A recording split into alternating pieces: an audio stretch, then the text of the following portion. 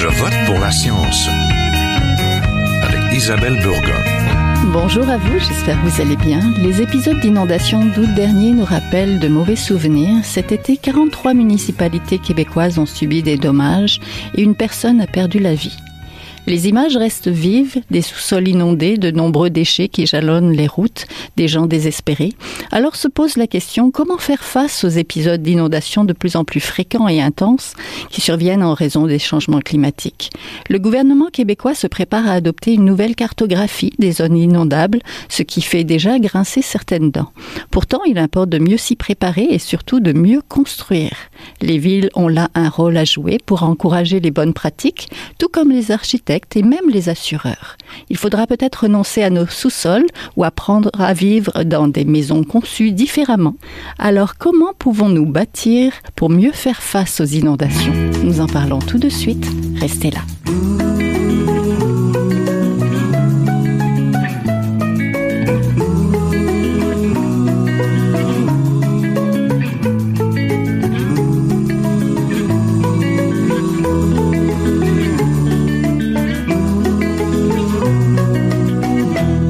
Je vote pour la science. Nous voulons revenir sur les inondations, les dommages qu'elles causent à nos maisons, en plus d'occasionner des décès et de la détresse. Nous demander si nous pourrions construire autrement ou ailleurs dans des zones moins inondables. Donc pour en parler, je suis aujourd'hui en compagnie d'Hélène Levasseur, directrice recherche et éducation chez Architecture sans frontières Québec. Bonjour. Bonjour. Je suis aussi en compagnie de Bernard Deschamps, ex-dirigeant de compagnie d'assurance et doctorant en sciences de l'environnement de l'UQAM. Bonjour. Bonjour. Je suis aussi en compagnie de Marco Lassalle, directeur du service technique et rénovation de l'Association des professionnels de la construction et de l'habitation du Québec, la PCHQ. Bonjour. Salutations. Le passage de la tempête Déby a provoqué d'importantes inondations au Québec en août dernier. Près de 43 municipalités ont été touchées, dont Saint-Charles, Borromée dans Lanaudière, Trois-Rivières en Mauricie ou encore Drummondville au centre du Québec. Pour commencer, quel bilan peut-on faire donc des récents événements? Peut-être Monsieur Deschamps. Oui, en fait, vous l'avez mentionné en introduction, les inondations ont des conséquences économiques, mais aussi des conséquences sociales qui sont largement sous-estimées. Si on fait un bilan là très rapide des dernières années, à commencer par 2017, il y a environ 300 municipalités là qui avaient été touchées. En 2019, 240, 2023, plus d'une centaine, et là maintenant, on parle de 40 ou 55 là. Ça fait beaucoup, hein, quand même. Oui, ça fait beaucoup de monde qui sont affectés, qui sont déplacés, qui sont temporairement déménagés et qui doivent aussi souvent reconstruire et réparer là, les dommages. Évidemment, ça chiffre en centaines de millions et on parle même là, que Déby aurait causé environ 2,5 milliards de dommages. Là. C'est énorme. C'est énorme. C'est difficile, honnêtement, faut faire attention avec tous ces chiffres-là parce que c'est très difficile de comptabiliser les dommages, mais ça donne une ordre de grandeur là, par rapport aux autres inondations. Le gouvernement du Québec mentionnait que 2017-2019 avait coûté environ 1 milliard. Là aussi, c'est à prendre avec des pincettes. Avec des pincettes, mais quand même, on voit l'ampleur. Là, on voit que ça coûte de plus en plus cher et non seulement il y a l'argent, mais il y a aussi les conséquences qui sont largement sous-estimées. Et la détresse aussi. Oui, tout à fait. Monsieur Lassalle, du côté du bâti, qu'est-ce que ça nous dit sur la manière dont on construit jusqu'à présent? On construit systématiquement des sous-sols, on s'interroge pas.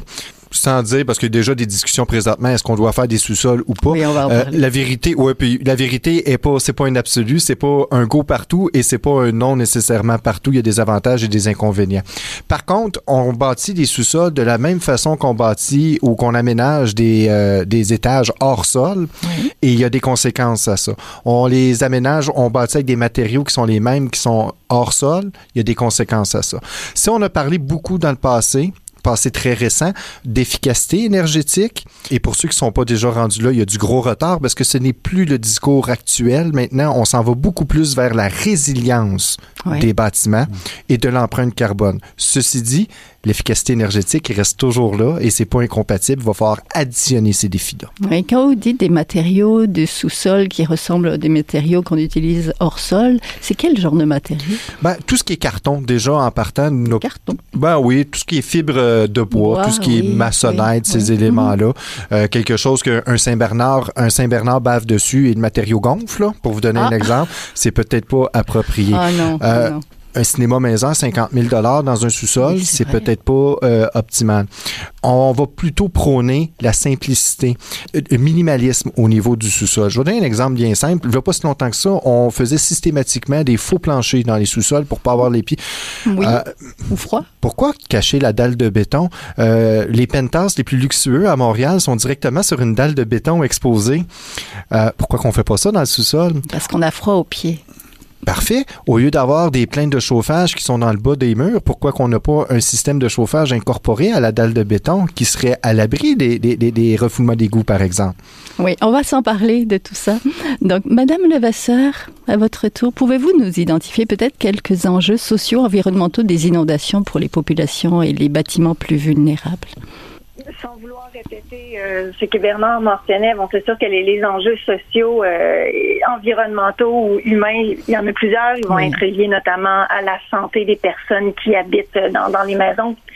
On peut parler d'hypervigilance dans les personnes qui ont déjà vécu une inondation. Donc, les gens vont toujours avoir cette peur que l'aléa revienne et de repasser à travers ces événements-là à maintes reprises.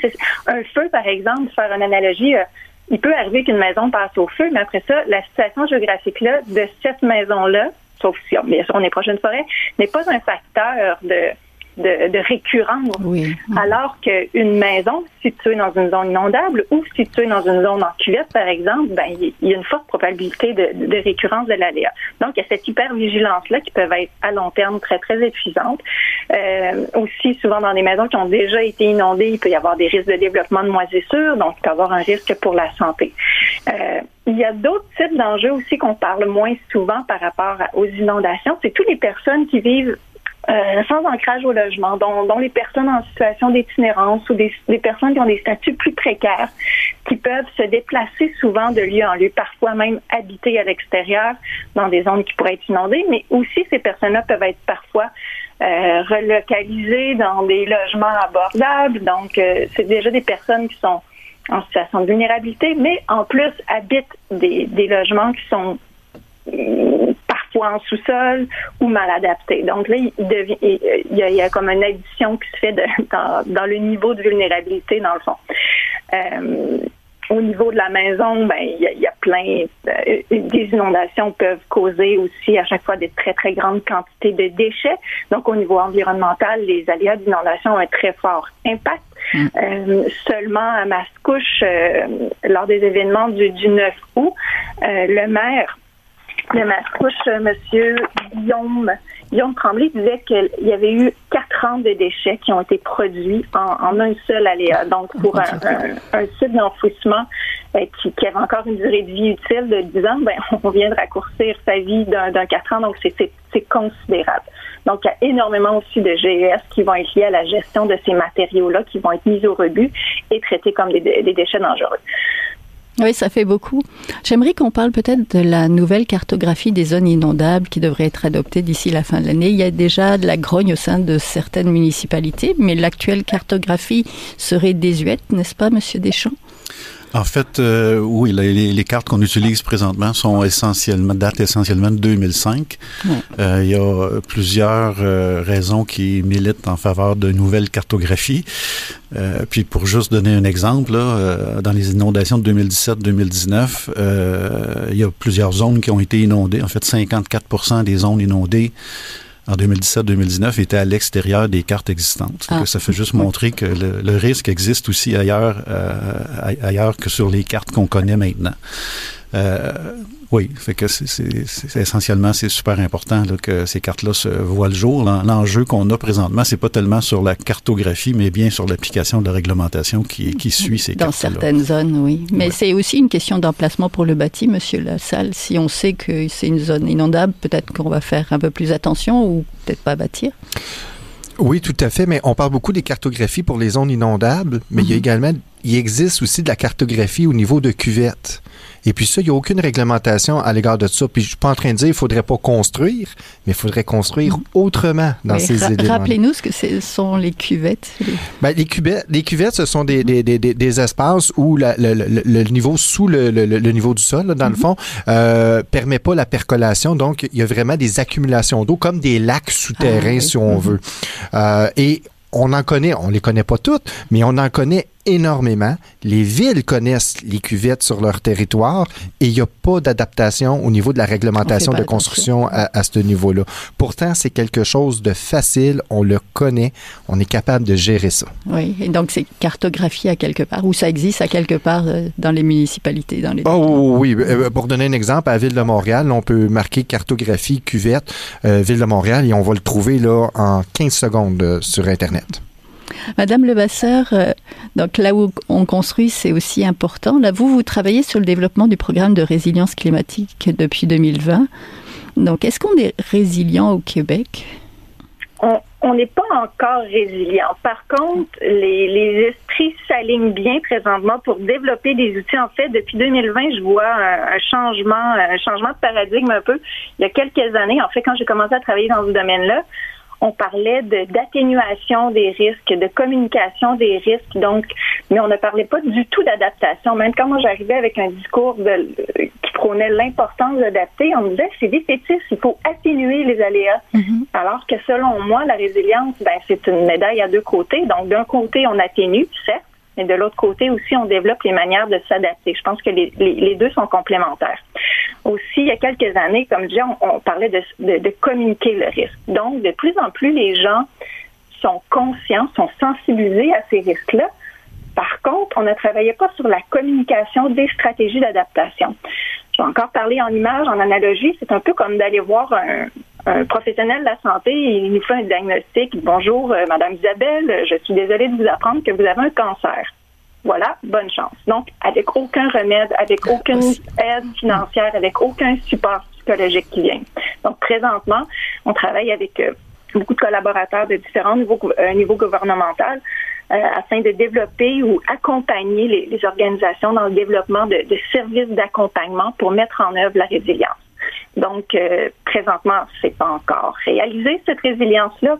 Par contre, il y a des bons indices qui démontrent qu'on va pouvoir se doter des moyens pour le faire dans un avenir assez rapproché. Oui, on se souvient encore des inondations de 2019. Elles avaient touché donc 240 municipalités, fait plus de 10 000 sinistrés.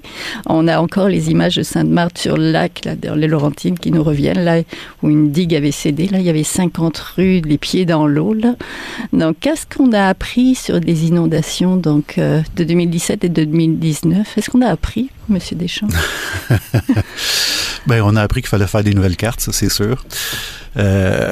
Mais je pense que ces événements-là ont pour effet de sensibiliser la population puis de faire réaliser que le risque existe. C'est vrai qu'on fait des progrès à cet effet-là, mais on sous-estime quand même beaucoup le risque. Puis ce qui est pas nouveau, mais un phénomène qu'on s'aperçoit là, qui se développe, c'est justement les inondations urbaines, notamment causées par les cuvettes dont on vient de parler. Avant, pour nous, les inondations, c'est le débordement d'une rivière. Donc, si on était près d'une rivière, on était plus à risque. Mais là, en 2024, on s'est aperçu que la rivière, ça n'avait pas beaucoup à jouer dans le risque aussi. Fait que, je pense que tout ça est nécessaire pour se sensibiliser. Puis de notre côté des chercheurs, tout au moins, on espère que il va y avoir des mesures qui vont être prises pour justement atténuer ce risque-là. Puis les travaux qu'Eliane fait présentement sont exactement dans cette lignée-là. Là. Comment on peut rendre ces bâtiments-là plus résilients? Parce que la pluie va tomber, les rivières vont continuer de déborder. Fait que comment on adapte nos bâtiments pour réduire les conséquences économiques, mais aussi les conséquences sociales. Là. Si on n'est pas expulsé de notre maison pendant 3 mois parce qu'on peut l'habiter, parce que l'eau est rentrée et ressortie, ça fait une grosse différence. Là. Oui, on peut penser aussi aux égouts de la Ville de Montréal, je veux dire, qui ont débordé aussi. Là. Donc, peut-être, M. Lassalle, comment renforcer la résilience des résidences et de ceux qui habitent? Oui, merci pour cette question-là qui me permet de compléter ce que Bernard vient de dire, parce que oui, la pluie va continuer de tomber, oui, on va continuer à avoir des épisodes comme ça, mais en plus de ça, les infrastructures publiques vont continuer d'avoir des échecs. La vérificatrice générale du Québec qui disait les pannes d'électricité, juste par exemple, vont être de plus en plus fréquentes et de plus en plus longues. À ce moment-là, on parle d'inondation ici, mais ça peut être autant des conditions, exemple l'hiver, comment je peux faire pour rester plus longtemps dans mon bâtiment. Un nouveau terme de résilience qui va rentrer, le déphasage, pour conserver plus la chaleur. Mais également, si on veut revenir aux inondations, ben si j'ai pas d'électricité, mon puits d'assèchement, il fonctionne comment? Je devrais avoir minimalement une batterie de secours, minimalement, pour être capable de faire là. Et même là, c'est pas suffisant. Lors du passage de débit, il y en a plusieurs, le puits d'assèchement fonctionnait, mais le réseau de la ville est en défaillance et pas capable d'absorber. Je ne peux plus seulement me fier au gouvernement, c'est-à-dire à ma municipalité, à ma ville, pour être capable de gérer ces surplus d'eau-là. On est rendu avec une responsabilité individuelle également de protéger le bâtiment et d'évacuer, d'avoir un plan B en cas de défaillance qui est pas possible, qui est probable, voire même assuré à arriver. Parlons un petit peu justement des mesures techniques. Alors, il y a des systèmes d'évacuation d'eau, des matériaux résistants à l'eau. Ce qu'on pourrait dire à ce moment-là, il y aurait peut-être 3 niveaux qu'on pourrait dire pour se protéger. Le premier, c'est d'avoir le moins d'eau possible à gérer. Fait que s'assurer d'avoir des pentes au niveau du terrain qui éloignent l'eau. Première chose à faire, tout à fait. Pour l'eau qui va avoir réussi quand même à se rendre jusqu'au pied des fondations, il faut s'assurer qu'elle rentre dans le puits, il va falloir s'assurer qu'elle est capable d'être évacuée. Donc, c'est là que je parlais. S'il n'y a plus d'électricité, je dois avoir une batterie de secours. Et puis, si la ville n'est pas capable de gérer cette eau-là, d'être capable de l'expulser ailleurs sur le terrain à ce moment. Un plan B, tout à fait. Et le troisième niveau de protection qu'on peut avoir également, quand il y a des tempêtes annoncées comme débit, peut-être il y a des mesures supplémentaires qu'on peut utiliser, bloquer les drains de plancher, même de bloquer la toilette, ces choses-là, le drain de douche, qui sont des mesures vraiment juste temporaires, mais on pourrait avoir 3 couches de protection. Et malgré ça, on ne sauvera pas 100% des cas. Non. On a vu ces derniers temps des barrières anti-inondation aussi, des choses à mettre au bas des portes, etc. Ça, c'est très bien en cas d'inondation par rapport à un débordement d'eau, mais dans le cas d'un réseau municipal qui est déficient, l'eau, elle rentre est déjà à l'intérieur, donc ces barrières-là ne sont pas suffisantes. Pour le cas qu'on a parlé des digues à Sainte-Marthe-sur-le-Lac, par contre, ça leur a été et c'est de plus en plus accessible. Entendu. Madame Levasseur, vous avez dirigé des initiatives novatrices comme celle Cohabiter avec l'eau, donc le premier état des connaissances sur l'adaptation des bâtiments aux inondations du Québec. Est-ce que vous pouvez nous parler justement de ces stratégies-là? Oui, dans Cohabiter avec l'eau qu'on a publié en 2021, c'est seulement un état de la connaissance. On peut voir qu'est-ce qui se fait à l'échelle globale, mondiale, quelles sont les stratégies qui existent. Donc, c'était un peu plus théorique. Oui. Depuis ce temps-là, on a développé des fiches techniques qui expliquent comment mettre en place certaines mesures. C'est un outil qui demeure un outil de sensibilisation pour donner à voir certaines possibilités. Par contre, c'est pas un outil qui permet de mettre en œuvre de manière autonome complètement certaines mesures. C'est toujours important d'aller voir des entrepreneurs qui sont formés, de consulter des ingénieurs, des architectes avant de mettre en place des stratégies. On parlait tout à l'heure avec Marco de s'assurer d'avoir des clapets anti-retour, de s'assurer de fermer les ouvertures, mais c'est pas des stratégies qui vont fonctionner dans tous les maisons, puis même ça peut causer parfois des dommages plus grands que de vouloir bloquer l'eau à tout prix.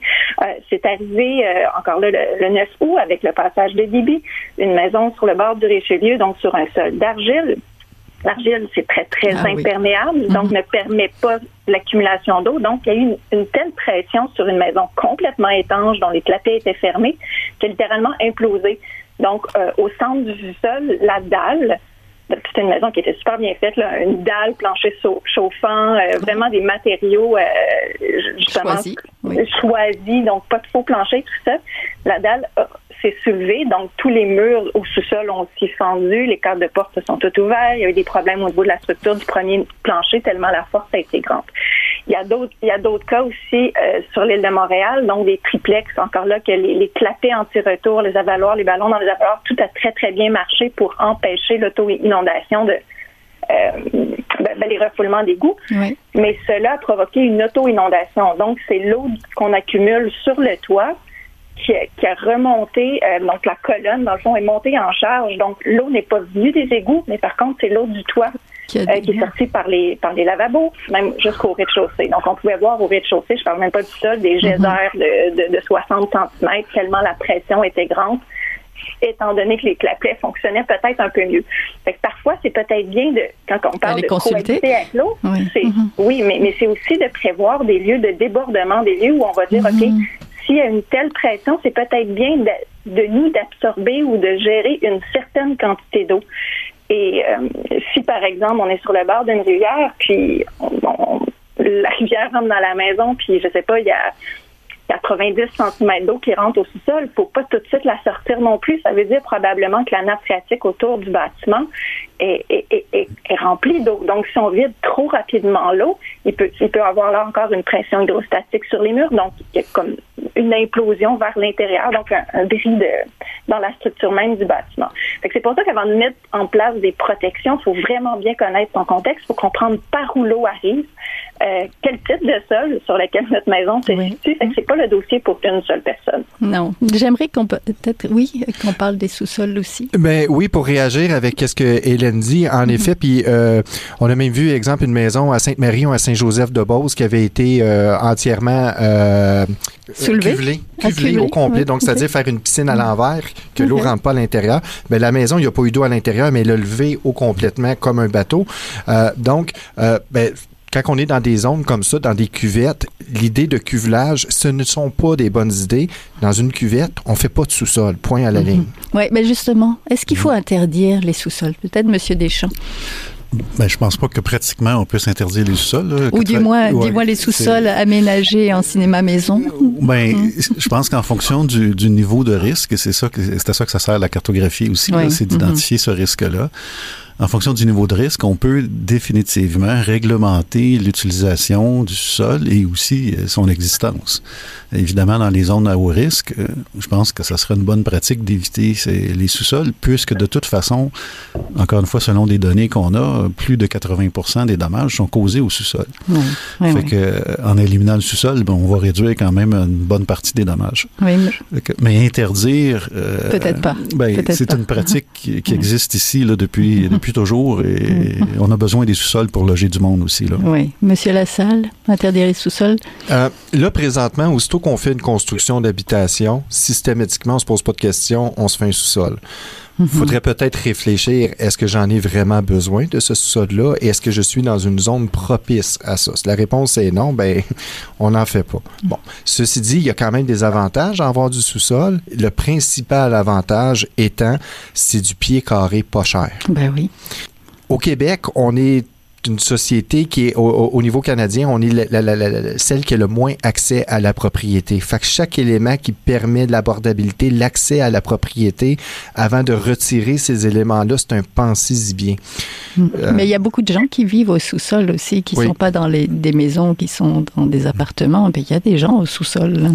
Donc, est-ce que c'est là qu'il faudrait envisager votre technologie de mur parfait, quelque chose qui pourrait... le mur parfait, ça, c'est un concept qui est surtout pour les murs hors sol, mais dans un sous-sol, déjà là, on répète toujours des recettes qui ont bien fonctionné, mais qui ne sont pas optimales. Pourquoi en 2024, on isole encore les sous-sols par l'intérieur? Or, tout ce qui est institutionnel, commercial, industriel, les fondations, on les isole par l'extérieur.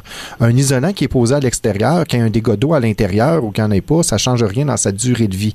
Ça, c'est un exemple bien simple. En plus de ça, on parle de résilience. Si j'isole ma fondation par l'extérieur, mon mur de fondation va toujours être alentour de 20 degrés. L'été, il va aider à garder ma maison fraîche. Et l'hiver, même en cas de panne d'électricité plus fréquente et plus longue, mon sous-sol, mon mur, ma masse thermique de fondation va me permettre de garder ma maison beaucoup plus confortable. Oui. Donc, plus longtemps.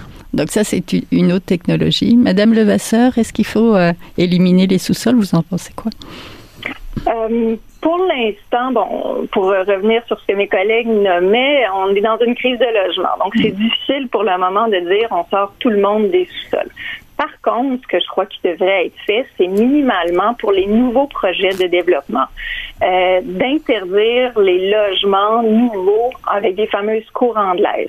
Du moment qu'on est dans une zone inondable cartographiée ou du moment qu'on est dans une zone en cuvette. La zone en cuvette, là, juste pour revenir un petit peu là-dessus en ville, c'est juste pour que ça soit encore plus clair, c'est comme un bain. C'est une dépression dans la topographie dans lesquelles, dans le fond, c'est un point bas dans la ville. Donc, il y en a plusieurs au centre-ville. Il faut imaginer, mettons, de la côte Sherbrooke à Montréal jusqu'à remonter vers Notre-Dame, par exemple.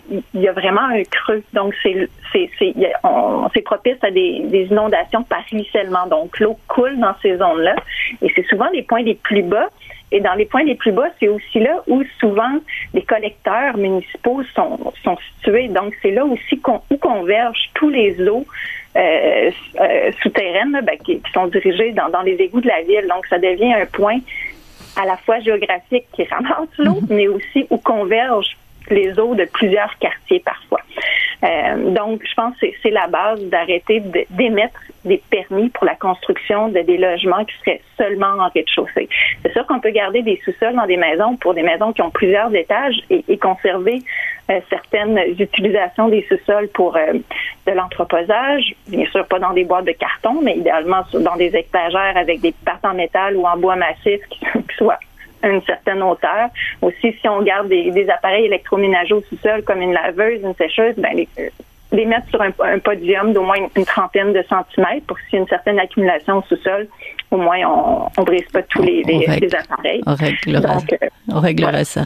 Monsieur Deschamps, très rapidement, le rôle des assureurs, parce qu'on termine l'émission. Oui, le rôle des assureurs, c'est d'offrir une garantie contre différents risques, notamment les inondations. Oui. Mais si la personne décide de bâtir dans une zone inondable, est-ce que tout le monde devrait supporter ça? C'est la grande question. C'est pas juste une question d'assurance, c'est aussi une question de programmes gouvernementaux. Le gouvernement du Québec, présentement, en fait, il y a quelques années, a limité les garanties en instaurant une limite à vie. Donc, pour les gens qui sont inondés à répétition et qui font des demandes d'indemnité à répétition, il y a une limite maintenant. Ça vise justement à décourager les gens à se réinstaller dans la zone inondable. Oui. Ou reconstruire du moins avec des matériaux appropriés. Ouais, mais honnêtement, il y a quelques personnes là, qui désirent rester dans cette zone-là, qui vont améliorer leur sort, là, souvent surélever la maison et faire des choses. Mais c'est pas la majorité, là. Il y a les gens qui ont les moyens de faire ça, qui peuvent le faire, et les autres ne font pas. Les personnes aussi plus vulnérables. Donc, merci beaucoup. Donc, on était en compagnie de Bernard Deschamps, ex-dirigeant de compagnie d'assurance et doctorant en sciences de l'environnement de l'UQAM, de Marco Lassalle, directeur du service technique et rénovation de l'Association des professionnels de la construction et de l'habitation du Québec, et d'Hélène Levasseur, directrice recherche et éducation chez Architecture sans frontières du Québec. On vous mettra les liens. Voilà donc pour aujourd'hui. Comme toujours, Je vote pour la science est une production de Science Presse avec Radio VM. À la régie, encore et toujours, Daniel Fortin. À la recherche cette semaine et aussi à la réalisation et au micro, Isabelle Burguin. Bien sûr, vous pouvez réécouter l'émission si vous l'avez pris en cours de route ou si vous l'avez aimé. N'hésitez pas à la partager, tout comme à visiter la page de l'émission sur le site de Science Presse. Je vous souhaite tous et toutes de passer une très belle semaine à notre antenne. Jin Jiahua est un chercheur typique de ceux pour qui les progrès de la bioinformatique